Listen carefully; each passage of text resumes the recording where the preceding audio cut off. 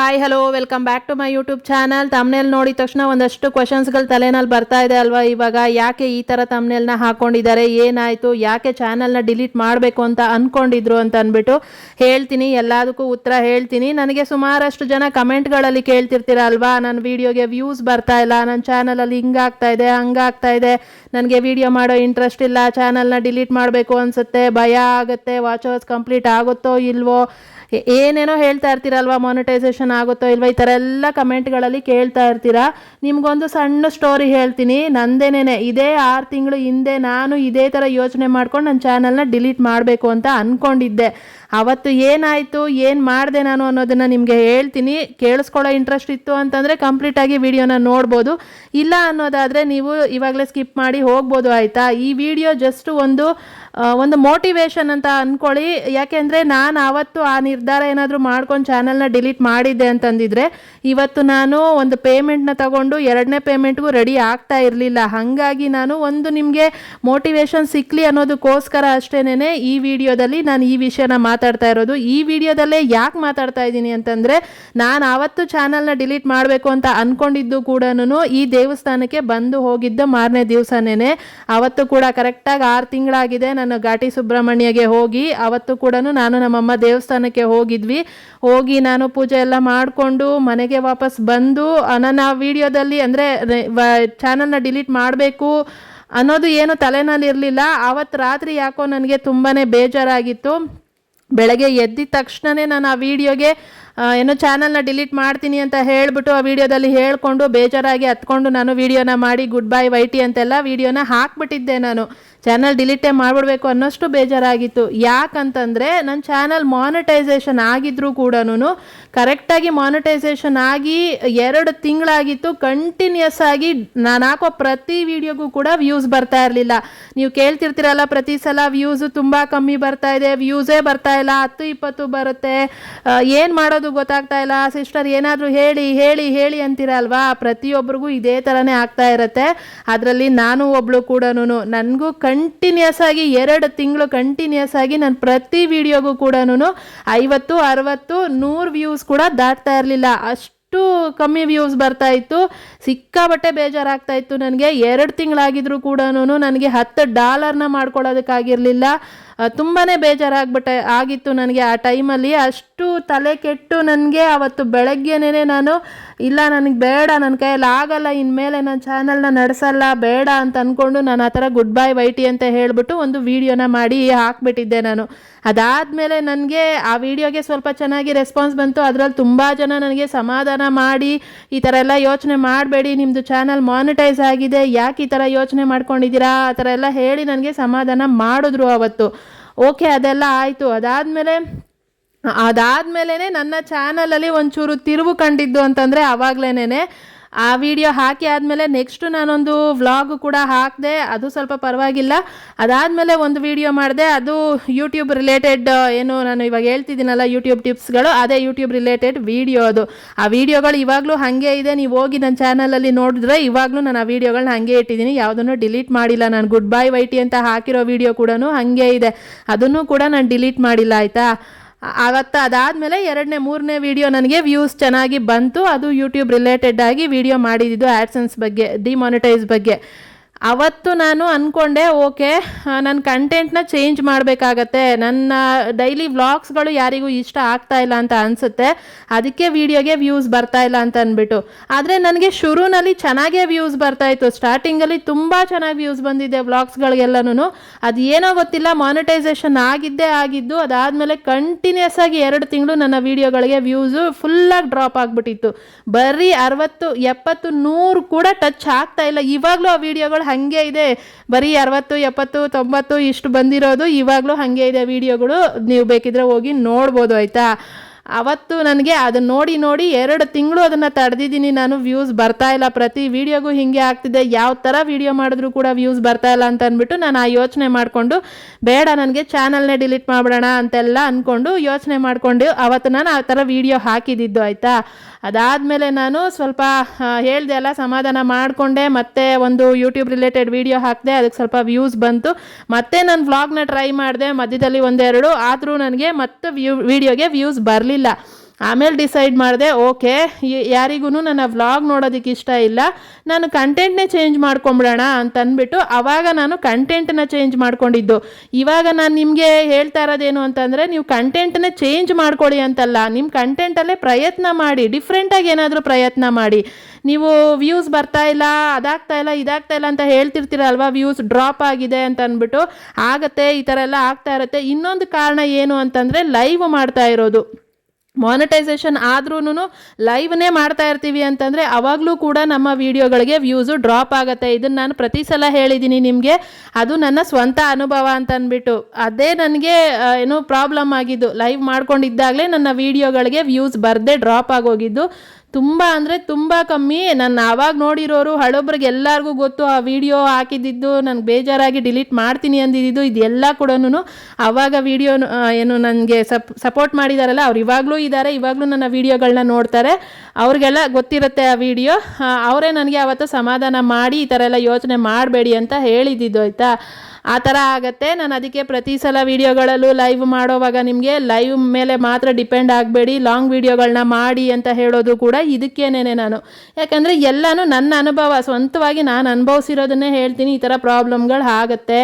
ಇವಾಗ ವೀಡಿಯೋಗಳಿಗೆ ವ್ಯೂಸ್ ಬರ್ತಾ ಇಲ್ಲ ಅಂತ ಇರೋರು ತುಂಬ ಜನ ಲೈವ್ಗಳನ್ನ ಮಾಡ್ತಾ ಇರ್ತೀರ.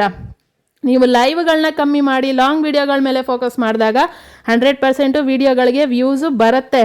ನಾನು ಅದೇ ತಪ್ಪನ್ನೇ ಮಾಡಿದ್ದು ಆವಾಗ.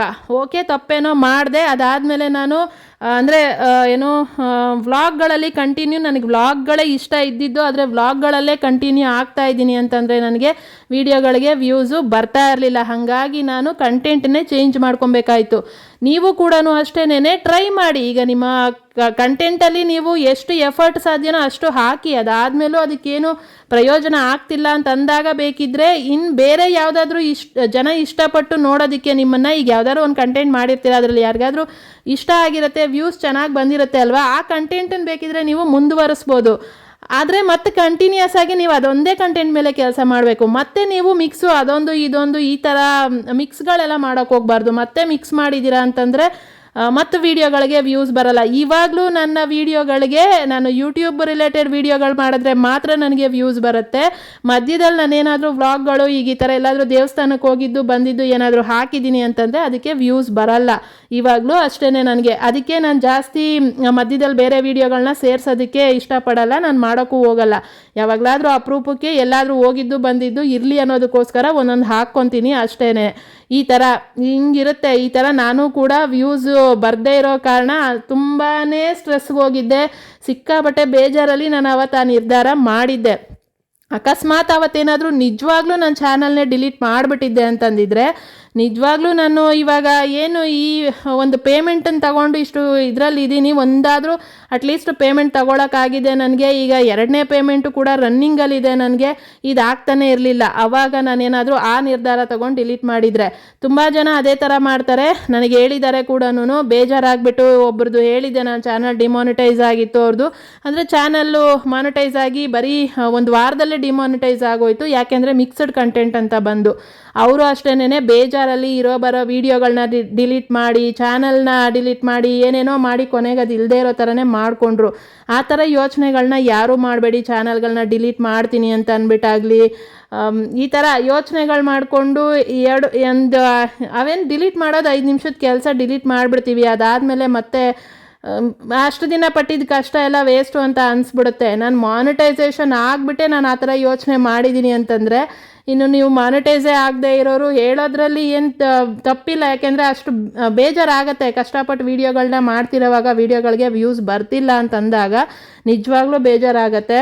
ಅದು ಸ್ವಂತ ಅನುಭವ ನನಗಾಗಿದೆ. ಆವತ್ತು ನಾನು ಹಂಗೆ ಅಂದ್ಕೊಂಡೇನೆ ಒಟ್ಟಿನಲ್ಲಿ ಸಮಾಧಾನ ಮಾಡಿಕೊಂಡೆ. ಕೊನೆಯಲ್ಲಿ ಮತ್ತೇನು ನಾನು ಚಾನಲ್ನ ಡಿಲೀಟ್ ಮಾಡಲಿಲ್ಲ. ನಾನು ಕಂಟೆಂಟ್ನ ಚೇಂಜ್ ಮಾಡ್ಕೊಂಡು ಹೋದೆ. ಅದಾದಮೇಲೆ ನನ್ನ ಕಂಟೆಂಟ್ಗೆ ವೀಡಿಯೋಗೆ ವ್ಯೂಸ್ ಬರೋದಕ್ಕೆ ಸ್ಟಾರ್ಟ್ ಆಯಿತು. ಹಂಗೋ ಹಿಂಗೋ ಒಂದು ಪೇಮೆಂಟು ಕೂಡ ತೊಗೊಂಡಿದ್ದಾಯಿತು. ಆ ಪೇಮೆಂಟ್ ತೊಗೊಳೋದಕ್ಕೆ ಲೇಟ್ ಆಗಿದ್ದು ಕೂಡ ಇದೇ ಕಾರಣನೇ. 8 ತಿಂಗಳು ಆದಮೇಲೆ ನಾನು ಒಂದು ಪೇಮೆಂಟ್ನ ತೊಗೊಂಡಿದ್ದು. ಮುಂಚೆನೇ ನನ್ನ ಕಂಟೆಂಟ್ಗೆ ಚೆನ್ನಾಗಿ ವ್ಯೂಸ್ ಬಂದಿದ್ದಿದ್ರೆ ಇವಾಗ ಬರೋ ಥರ ಬಂದಿದ್ದರೂ ಸಾಕಾಗಿತ್ತು. ನಾನು ಇನ್ನೂ 1-2 ತಿಂಗಳು ಬೇಗನೆ ಪೇಮೆಂಟ್ನ ತೊಗೊತಾ ಇದ್ದೆ. ಈ ಥರ ಆಗಿ ನಾನು ಆವಾಗ ಯೋಚನೆ ಮಾಡಿದ್ದು. ಅದಕ್ಕೆ ನಿಮಗೆ ಈ ಥರ ಮಾಡಬೇಡಿ ಅನ್ನೋದಕ್ಕೋಸ್ಕರ ಅಷ್ಟೇ ಈ ವಿಡಿಯೋದಲ್ಲಿ ನಾನು ಇಷ್ಟೆಲ್ಲ ಹೇಳ್ತಾ ಇರೋದು ನಿಮಗೆ. ಅದು ಬಿಟ್ಟು ಇನ್ನೇನು ಇಲ್ಲ. ಒಂದು ಏನಂದರೆ ಮೋಟಿವೇಶನ್ ಸಿಕ್ಕಲಿ ಆ ಥರ ಯೋಚನೆಗಳು ಮಾಡೋರು. ಅಂದರೆ ಏನಂದರೆ ನಮಗೆ ಮಾತ್ರನೇ ಹಿಂಗಾಗತ್ತಾ ಅಂತೆಲ್ಲ ಅನ್ಕೊತಾ ಇರ್ತೀರಲ್ವ ನೀವು. ಅಂದರೆ ನನ್ನ ವೀಡಿಯೋಗಳಿಗೆ ಹಿಂಗಾಗತ್ತೆ, ನಾನು ಹಾಗೆ ಅಂದ್ಕೊಂಡಿದ್ದು. ಎಲ್ಲರಿಗೂ ಚೆನ್ನಾಗಿ ಆಗ್ತಾಯಿದೆ, ಎಲ್ಲರಿಗೂ ಚೆನ್ನಾಗಿ ವ್ಯೂಸ್ ಬರುತ್ತೆ, ನಾನೇನು ಮಾಡಿದ್ದೀನಿ, ನನ್ನ ವೀಡಿಯೋ ಏನು ಮಾಡಿದ್ದೆ, ನಾನು ಅವ್ರಿಗಿಂತ ಚೆನ್ನಾಗಿ ನಾನು ಕಂಟೆಂಟ್ನ ಮಾಡ್ತಾ ಇದ್ದೀನಿ, ಆದರೂ ಕೂಡ ನನ್ನ ವೀಡಿಯೋಗಳಿಗೆ ವ್ಯೂಸ್ ಬರ್ತಾಯಿಲ್ಲ. ಈ ಥರ ಎಲ್ಲನೂ ಬೇರೆಯವ್ರನ್ನ ಕಂಪೇರ್ ಮಾಡಿಕೊಂಡು ನಾವು ಬೇಜಾರು ಮಾಡ್ಕೊತೀವಿ ಅಲ್ಲ, ಅದೇ ಬೇಡ ಅಂತ ನಾನು ಹೇಳೋದು. ಅದಕ್ಕೆ ನಾನು ಪ್ರತಿ ವಿಡಿಯೋದಲ್ಲೂ ಇನ್ಯಾರನ್ನೂ ಕಂಪೇರ್ ಮಾಡ್ಕೊಬೇಡಿ, ನಿಮ್ಮ ಜೊತೆಯಲ್ಲಿ ಇನ್ಯಾರನ್ನೂ ಕಂಪೇರ್ ಮಾಡ್ಕೊಬೇಡಿ. ಇವತ್ತು ಮಾಡಿರೋ ವೀಡಿಯೋಗೆ ಇವತ್ತೇ ವ್ಯೂಸ್ ಬರಬೇಕು ಅಂತಲೂ ಇಲ್ಲ. ಅದು ಎಷ್ಟು ದಿನ ಆದಮೇಲೆ ಕೂಡ ಬರೋ ವ್ಯೂಸು ಬಂದೇ ಬರುತ್ತೆ ನಿಮ್ಮ ಕಂಟೆಂಟು ಚೆನ್ನಾಗಿದೆ ಅಂತಂದರೆ. ಅದಕ್ಕೆ ನಿಮ್ಮ ಕಂಟೆಂಟ್ ಮೇಲೆ ಫೋಕಸ್ ಮಾಡಿ, ಒರಿಜಿನಲ್ ಕಂಟೆಂಟ್ಗಳನ್ನ ಮಾಡಿ, ಚೆನ್ನಾಗಿರೋ ಕಂಟೆಂಟ್ಗಳನ್ನ ಮಾಡಿ, ಜನ ನೋಡೋ ಥರ ಕಂಟೆಂಟ್ಗಳನ್ನ ಮಾಡಿ. ಇದನ್ನೆಲ್ಲ ನಾನು ಯಾಕೆ ಹೇಳ್ತೀನಿ ಪ್ರತಿ ವಿಡಿಯೋದಲ್ಲೂ ಅಂದರೆ ಇದಕ್ಕೇನೆ, ಯಾಕೆಂದರೆ ಅದೆಲ್ಲ ನಾನು ಅನುಭವ ಮಾಡಿ ಆಗಿರೋದ್ರಿಂದ ಅದನ್ನು ಹೇಳ್ತೀನಿ, ಆಯಿತಾ. ಇದೊಂದು ಸಣ್ಣ ಸ್ಟೋರಿ ನಿಮಗೆ ಹೇಳಬೇಕಾಗಿತ್ತು. ಇದೇ 6 ತಿಂಗಳ ಹಿಂದೆ ನಾನು ಈ ಥರ ಯೋಚನೆ ಮಾಡಿದ್ದೆ. ನಿಮ್ಮ ಥರನೇ ನಾನು ಇಷ್ಟೆಲ್ಲ ಪ್ರಾಬ್ಲಮ್ಸ್ಗಳನ್ನ ಫೇಸ್ ಮಾಡಿಕೊಂಡೆ ಇವಾಗ ಇಲ್ಲಿ ತನಕ ಬಂದು ಒಂದು ಪೇಮೆಂಟ್ನ ತೊಗೊಂಡಿದ್ದೀನಿ ಅನ್ನೋದಕ್ಕೋಸ್ಕರ, ಅದನ್ನು ಹೇಳಬೇಕು ಅನ್ನೋದಕ್ಕೋಸ್ಕರನೇ ಈ ವಿಡಿಯೋದಲ್ಲಿ ನನಗೆ ದೇವಸ್ಥಾನಕ್ಕೆ ಹೋಗಿದ ತಕ್ಷಣ ನನಗೆ ನೆನಪು ಬಂದಿದ್ದೆ ಅದು. ಯಾಕೆಂದರೆ ನಾನು ಕರೆಕ್ಟಾಗಿ ಅವತ್ತು ಹೋಗಿ ಬಂದಿದ್ದ ಬೆಳಗ್ಗೆನೇ ನಾನು ಆ ವಿಡಿಯೋನ ಹಾಕಿಬಿಟ್ಟಿದ್ದೆ. ಈ ಥರ ನಂಗೆ ಬೇಜಾರಾಗಿದೆ, ಡಿಲೀಟ್ ಮಾಡ್ತೀನಿ ಅಂತ ಹೇಳ್ಕೊಂಡು. ಅದು ನನಗೆ ಇಲ್ಲಿ ನೆನಪಿಗೆ ಬಂತು. ಹಾಗಾಗಿ ಇದನ್ನು ನಿಮ್ಮ ಹತ್ರ ಶೇರ್ ಮಾಡ್ಕೊಳ್ಳೋಣ, ನಿಮಗೂ ಹೇಳೋಣ. ನೀವು ಕೂಡ ಈ ಥರ ಮೋಟಿವೇಶನ್ ಏನಾದರೂ ಸಿಕ್ಕಿದ್ರೆ ನಿಮಗೂ ಕೂಡ ಆ ಥರ ನಿರ್ಧಾರಗಳನ್ನೆಲ್ಲ ತಗೊಳಕ್ಕೆ ಹೋಗಬೇಡಿ. ವ್ಯೂಸ್ ಬರ್ತಾಯಿಲ್ಲ ಅಂತ ಬೇಜಾರಾಗಬೇಡಿ, ಸಬ್ಸ್ಕ್ರೈಬ್ ಆಗ್ತಾಯಿಲ್ಲ ಅಂತ ಬೇಜಾರಾಗಬೇಡಿ. ಎಲ್ಲನೂ ಆಗುತ್ತೆ, ಕಷ್ಟಪಟ್ಟಿದ್ದಕ್ಕೆ ಫಲ ಸಿಕ್ಕೇ ಸಿಗುತ್ತೆ, ದೇವ್ರು ಕೊಟ್ಟೇ ಕೊಡ್ತಾನೆ ಯಾವತ್ತಾದ್ರೂ. ಆ ಥರ ಎಲ್ಲ ಯೋಚನೆ ಮಾಡಿಕೊಂಡು ಯಾವುದೇ ನಿರ್ಧಾರಗಳನ್ನೂ ತಗೊಳಕ್ಕೆ ಹೋಗಬೇಡಿ ಅನ್ನೋದಕ್ಕೋಸ್ಕರ ಅಷ್ಟೇ ಇಷ್ಟೆಲ್ಲ ಮಾತಾಡಿದ್ದು ನಾನು. ಇನ್ನು ಇದು ನಾನು ಭಾನುವಾರ ಹೋಗಿದ್ದು ಘಾಟಿ ಸುಬ್ರಹ್ಮಣ್ಯಗೆ. ನಾನು ಪ್ರತಿ ವರ್ಷಕ್ಕೆ 1-2 ಸಲ ಆದರೂ ನಾನು ಹೋಗ್ತೀನಿ ಇಲ್ಲಿಗೆ. ನನಗೊಂಥರ ಸಮಾಧಾನ ಇಲ್ಲಿಗೆ ಹೋಗೋದು ಬರೋದು. ಇವತ್ತು ಭಾನುವಾರ ತುಂಬ ರಶ್ ಇತ್ತು. ಕರೆಕ್ಟಾಗಿ 1.5 ಅವರ್ ಕ್ಯೂ ಅಲ್ಲಿ ನಿಂತು ನಾವು ದೇವ್ರ ದರ್ಶನ ಮಾಡ್ಕೊಂಡು ಬಂದಿದ್ದು. ಆದರೂ ಕೂಡ ದೇವ್ರ ದರ್ಶನ ತುಂಬ ಚೆನ್ನಾಗಾಯಿತು, ಮನ್ಸಿಗೆ ನೆಮ್ಮದಿ ಅಂತ ಅನ್ನಿಸ್ತು ನನಗೆ. ಅದಕ್ಕೆ ನಾನು ಆವಾಗವಾಗ ಹೋಗ್ತಾ ಇರ್ತೀನಿ. ವರ್ಷದಲ್ಲಿ 1-2-3 ಸಲ ನಂಗೆ ನೆನಪಾದಾಗೆಲ್ಲ ಹೋಗಬೇಕು ಅಂತ ಅನ್ಸಿದ್ರೆ ಹೋಗ್ಬಿಡ್ತೀನಿ ನಾನು ಇಲ್ಲಿಗೆ ಘಾಟಿ ಸುಬ್ರಹ್ಮಣ್ಯಗೆ. ಯಾರೆಲ್ಲ ಈ ಟೆಂಪಲ್ಗೆ ಹೋಗಿದ್ದೀರಾ ಕಮೆಂಟಲ್ಲಿ ಹೇಳಿ. ಯಾರೆಲ್ಲ ಹೋಗಿಲ್ಲ ಹೋಗಿ ನೋಡ್ಕೊಂಡು ಬನ್ನಿ. ದೇವಸ್ಥಾನನಂತೂ ತುಂಬ ಚೆನ್ನಾಗಿ ರಿನೋವೇಷನ್ ಮಾಡ್ತಾ ಇದ್ದಾರೆ. ಆ ಹಳೇದು ಏನಿತ್ತು ಗೋಪುರಗಳನ್ನೆಲ್ಲ ತೆಗೆದುಬಿಟ್ಟು ಎಲ್ಲ ಹೊಸದಾಗಿ ಮಾಡ್ತಾ ಇದ್ದಾರೆ. ಇನ್ನೂ ತುಂಬ ಚೆನ್ನಾಗಿ ಆಗ್ತಾ ಇದೆ ದೇವಸ್ಥಾನ ಇವಾಗ. ಇಲ್ಲಿ ಮುಂದೆ ಎಲ್ಲ ಏನು ಖಾಲಿ ಕಾಣಿಸ್ತಿದೆ, ಮುಂಚೆ ಅದೆಲ್ಲ ಕ್ಲೋಸಲ್ಲಿತ್ತು. ಇವಾಗ ಅದೆಲ್ಲನೂ ಈ ಥರ ಹೊಸ ಏನು ಪಿಲ್ಲರ್ಗಳನ್ನೆಲ್ಲ ಮಾಡಿ ಹಾಕಿದ್ದಾರೆ. ಅಲ್ಲಿ ಕಲ್ಲೊಂದು ಚೆನ್ನಾಗಿ ಮಾಡ್ತಾ ಇದ್ದಾರೆ. ದೇವಸ್ಥಾನ ಚೆನ್ನಾಗಿದೆ ಇವಾಗ, ಪರವಾಗಿಲ್ಲ. ಭಾನುವಾರ ಆದರೂ ಕೂಡ 1.5 ಅವರಲ್ಲೇ ನಮಗೆ ದರ್ಶನ ಕೂಡ ಆಗೋಯ್ತು. ತುಂಬ ಚೆನ್ನಾಗಿ ದರ್ಶನ ಆಯಿತು, ಫ್ರೀ ದರ್ಶನದಲ್ಲೇ. ಈ ಕಡೆ ಎಲ್ಲ 100 ರೂಪೀಸ್ ದುಡ್ಡು ಕೊಟ್ಟು ಹೋಗ್ತಿದ್ರು, ಅವ್ರಿಗಿಂತ ನಾವೇ ಫಾಸ್ಟಾಗಿ ಹೋಗಿ ದರ್ಶನ ಮಾಡ್ಕೊಂಡು ಬಂದ್ವಿ. ಈ ಥರ ಓಕೆ. ಏನೋ ಒಂದು ಹೇಳಬೇಕು ಅಂತ ಅನ್ನಿಸ್ತು, ಹೇಳಿದೆ. ದೇವಸ್ಥಾನನೂ ನೋಡಿದ್ದೀರಾ, ಹೆಂಗೆ ಅನ್ನಿಸ್ತು ಅನ್ನೋದನ್ನು ನನಗೆ ಕಮೆಂಟಲ್ಲಿ ಹೇಳಿ, ಆಯಿತಾ. ಇನ್ನು ಇವತ್ತಿನ ವಿಡಿಯೋ ಕೂಡ ಇಷ್ಟೇನೆ. ಇಷ್ಟ ಆಗಿದರೆ ಪ್ಲೀಸ್ ಲೈಕ್ ಮಾಡಿ, ಚಾನಲ್ಗೂ ಕೂಡ ಸಬ್ಸ್ಕ್ರೈಬ್ ಮಾಡ್ಕೊಳ್ಳಿ, ಕಮೆಂಟ್ ಮಾಡಿ ಹೆಂಗೆ ಅನ್ನಿಸ್ತು ವಿಡಿಯೋ ಅಂತ ಅಂದ್ಬಿಟ್ಟು. ನನ್ನ ಮಾತುಗಳು, ನನ್ನ ಸ್ಟೋರಿ ನಿಮ್ಗೆ ಹೆಂಗೆ ಅನ್ನಿಸ್ತು ಅನ್ನೋದನ್ನು ನನಗೆ ಕಮೆಂಟಲ್ಲಿ ಹೇಳಿ. ನೆಕ್ಸ್ಟ್ ವಿಡಿಯೋದಲ್ಲಿ ಸಿಗ್ತೀನಿ. ಅಲ್ಲಿ ತನಕ ನನ್ನ ಮಿಸ್ ಮಾಡ್ಕೊತಾ ಇರಿ. ಇಷ್ಟೊತ್ತವರೆಗೂ ವಿಡಿಯೋ ನೋಡಿರೋರಿಗೆ ಥ್ಯಾಂಕ್ ಯು ಸೋ ಮಚ್. ಇನ್ನು ಅಷ್ಟೇ, ಇಲ್ಲಿಗೆ ವಿಡಿಯೋ ಎಂಡ್ ಮಾಡ್ತೀನಿ. Thank you, take care, bye bye ಎಲ್ಲರಿಗೂ.